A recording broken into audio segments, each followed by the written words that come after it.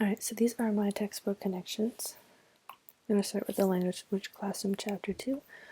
I put a thought bubble by this section because I made the note that I'm a native English speaker, but I also struggle with grammar just because I know that English is one of the hardest languages to learn, so I can't even imagine going into it not knowing it, because like even with 20 years of experience, I still have a lot of difficulty. So I think it's tough, and I feel like I can empathize a little bit. Then on page 26, I just had this question for this section because I was wondering why so much time is spent on learning to read instead of actually reading. Because I feel like if you're going to make a student learn to read, they should be practicing it, because I'm a firm believer in learning by doing. So if they're not actually reading, how are they going to ultimately learn to read? Because I understand that you do need to learn how to read before you do read, but I think more time should be focused on the reading itself. I put a thought bubble by this one because I made the connection. I am an integrated studies coach on campus, so I'm paired with a student with a disability, and I find myself using the synonymous tags a lot, and I have to simplify a lot of things. So instead of saying, what's your schedule for the day, I would say something like, oh, what are you doing today, or something like that, so that it's terms that my student understands and it can make it easier for communication on our parts. I put another thought bubble by this one because sophomore year during my foundations block, I was in New York City, and I was in a third and fourth grade classroom, and it just really saddened me how much those kids knew about the stuff with like sex and drugs and gangs and all that stuff, because that's what was going around them in their communities, but they knew so little about basic school subjects, like they were struggling with science or basic language arts concepts like facts and opinions. And yeah, like I said, it just saddens me because students that young shouldn't have to worry about adult concepts like that. So then we move into chapter 3. I felt this was interesting because it said that ask any elementary student what their favorite subject is, and many will say science. And I just think that's because I feel like that's probably because like science is very hands-on, and I think especially young students like to do all that stuff with the experiments and just learning by that, and I think that's really interesting. But then such little attention is put on science, so they're not getting to do what they like, which is kind of frustrating. But you know, therefore I think that science should be focused on more, because if the students are going to learn, they should be interested in what they're learning. Well, this one I liked because the first sentence has a low risk activity for ELLs, so they can just pull out the main words and they don't have to write anything on their own. They can just pick out the content, and then the student or the teacher can gain from that like what they understood and what words they were able to pick out and see if they really understand it. But I think it's important to not go like full on at first, to just kind of ease them into it, and this activity allows for that chance, because it's not, like I said, like they don't have to come up with anything on their own. They can just pick things, and they don't have to worry about maybe like messing up or anything. This one I think is also good too, because relevancy for ELLs or not is key, because you want the students to actually be able to apply what they're learning, or else it's just stupid, honestly. And the relevance field helps them do that, because it helps pick out the key informations of that lesson, so that you can make sure students are getting what they need to get and the information that they can apply to other things. Self-awareness, I think, is really important, because if the student understands what's difficult for them and what their strengths are, then that's going to help the teacher too, because this teacher's also going to be able to notice it, and that way they can work together to develop a plan that can help them, just help the students tackle those weaknesses and make the strengths even stronger, which I think is really important. Then we move into chapter 4. I marked both of these pages as thumbs up because I really like them, and I also made the connection that, like, I personally, throughout my schooling, I've seen the development of Bloom's taxonomy from, like, going through elementary school and middle school and a bit of high school, with a lot of focus on the lower order thinking skills. So just like the ability to remember the facts and recall the ideas, and simple reading comprehension, and like the application stuff. But like I said, it's more focused on elementary school, and then middle school. At least in my experience, middle school, high school was more of the analysis synthesis, where that was brought in along with the lower order thinking skills. And definitely in college, I would say it's all higher order thinking, especially now with the analysis and synthesis. We're asked to do all these projects where we're applying what we know, but also analyzing them and being able to make new things out of previous knowledge, like developing lesson plans or any like activities that we can do based on the stuff that we already know. I also liked this rippling question strategy because I think it's a great way to keep students accountable, because they're first doing something individually, so they have to come up with an answer. So it's not like they're stealing off of their friend or just writing down what their group members say. And then it gives them the opportunity to go into small groups and talk about that and get more opinions and different perspectives, and then they can bounce their ideas off of each other and you can start a really good discussion. And then the whole class discussion that gives them the chance to share out their ideas and maybe get some more validation from their other classmates and the teachers. And I think it's also good because it can build confidence, because if you're working your way up to that whole class thing, it's not like you're throwing a kid into a situation they don't want to be in. They're not going to be as anxious, because small groups, they might even be able to pick the groups so they could find people they're comfortable with, or even if they're not comfortable with, since it's such a small group, it tends to be a less anxiety inducing situation, so that maybe they can be more comfortable with getting to share.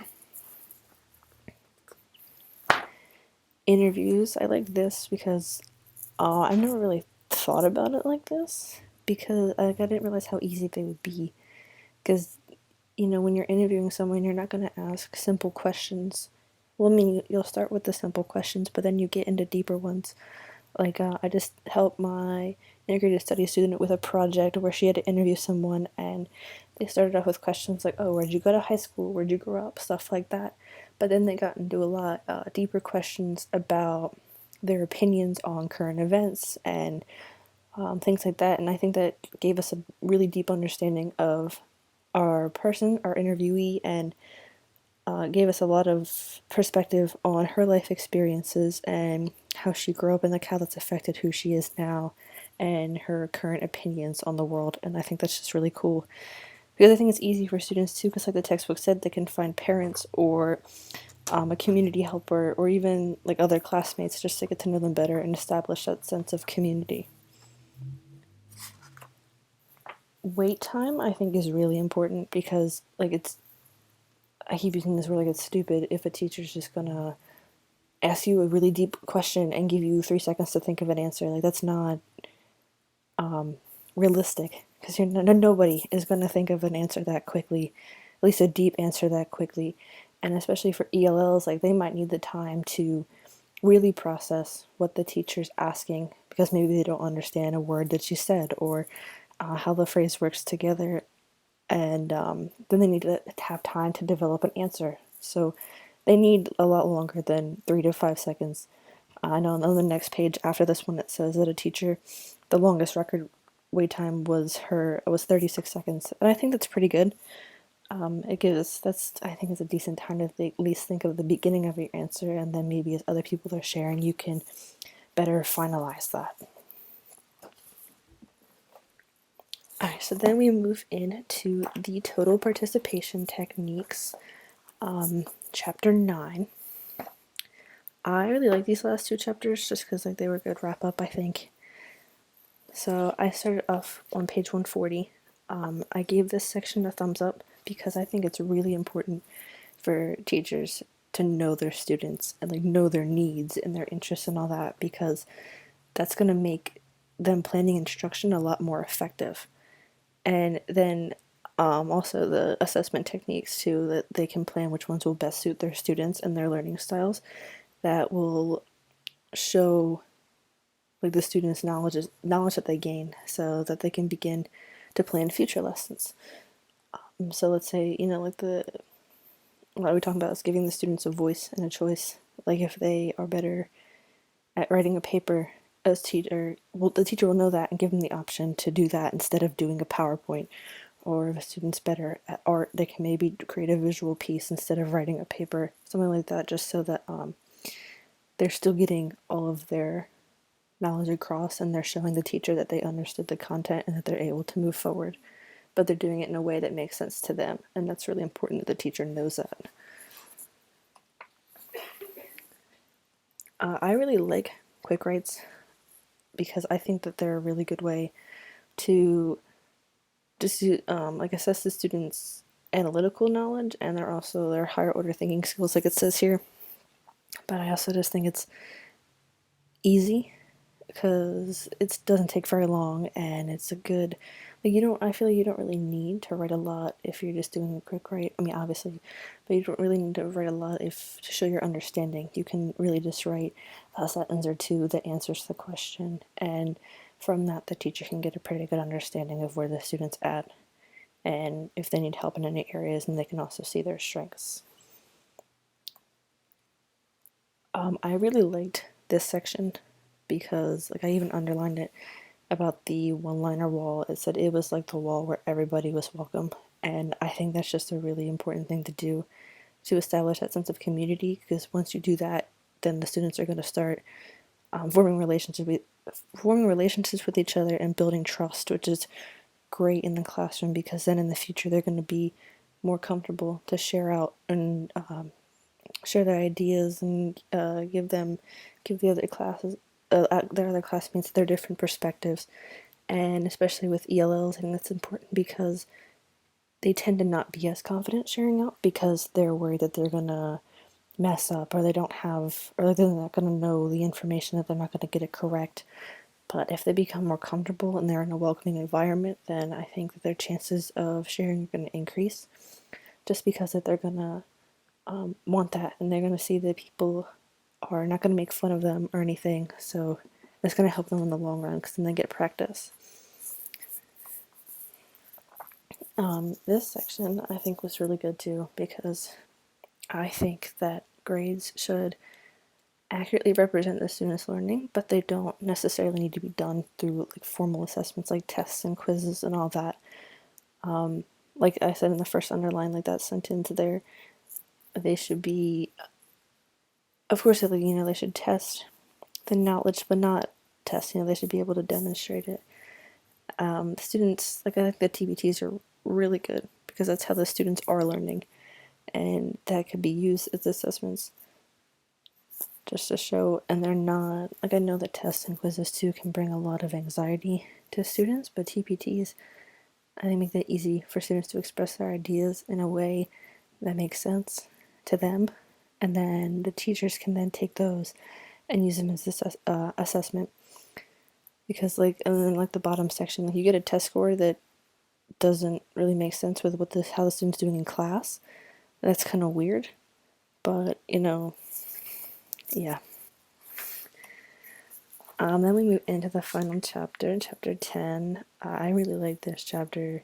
It's probably my favorite one, just because of how the wrap up is, and like it's showing us how to make a classroom, build a TPT classroom.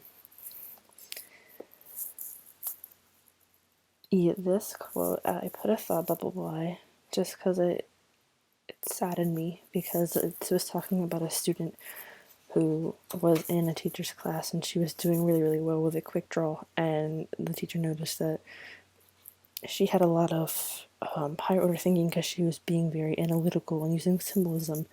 And the teacher asked her if her other teachers knew what was it, and she said no, she didn't think so, because those other teachers weren't giving her the opportunity to show what she knew. And I think that that's why TPTs are so important, because they help students to become confident in their learning, because they're doing things that tie more to their interests. So like I would say that this student probably likes drawing, since she was able to draw and able to analyze and produce her thoughts in an artistic way rather than writing them or speaking them. She probably does better just with drawing them out, and I think that's just really cool to see. But I think more teachers should be doing that so that this girl doesn't feel like she's not good enough in those other classes. I put a lot of hearts in this chapter just because, there's a lot of things to love. This section I really liked because you want to build those students' confidence, and like I said, it can be so rewarding to see the excitement in a student that doesn't have that confidence yet. And if you just reaffirm them, and they're just it's gonna make them feel good about themselves, because it feels to them like they're doing something right. Because even something simple like the quote here, like, I love how you use details to support your answer, and they're encouraging the student to share that, which I think is just a great thing to build in the student, because it's going to carry on to the rest of their learning, and they're just going to become better and better as the years go on. This one, I mean, the sentence underlined trust comes from genuine caring. If your teachers don't care, then you're probably not going to care, because you're going to notice that they're not there for you, and they don't really care about the learning. They're more focused on like the grades and the standardized testing and the funding and all that. But like if the teachers sit down and actually show that they care, whether that's through like actually telling the student or maybe doing more activities that go to their interests and stuff that they like to do, then the students are going to realize like, hey, like this person cares about me and trusts me, and they're going to help me. So that's just going to help to build their confidence, and it's going to help them be really strong in the classroom. And then finally, moving away from right and wrong. I think this is really important because there's not one right answer for everything. Like even a math problem, yeah, you're gonna have one correct formula, but students go about that other ways. Like adding, let's say like 11 plus 11. Some students might just be able to do that real quick, but then some students might be able to group the two tens and the two ones to get 20 and 2, and then add the 20 and 2 together to get 22. Because like if a teacher tells a student that they're wrong, even though they get the right answer, like that's just going to hinder their learning, because they're not going to want to do anything again. It's just going to decrease their confidence and make them feel really bad about them. But yeah, so like there's not one right answer, and there's hardly ever a wrong answer, unless the kid's like completely out of the box and just not focused on what the question's answering. But yeah, overall I think these books are really good, and they're definitely tools that I'm going to use in the future.